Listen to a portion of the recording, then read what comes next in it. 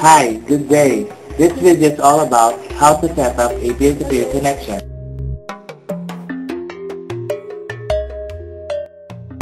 Peer-to-peer is a network connection which is the computers manage independently of one another and has an equal right for initiating communication with each other, like sharing resources and validating users. These are the materials needed to set up a peer-to-peer connection.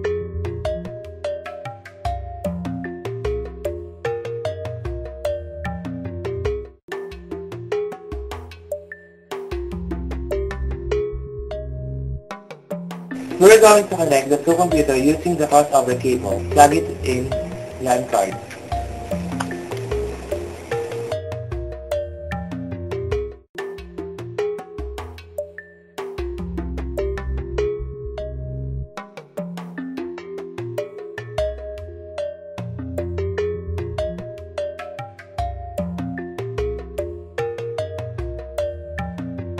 To configure the network, click Start button, Network Basics, right-click, Properties,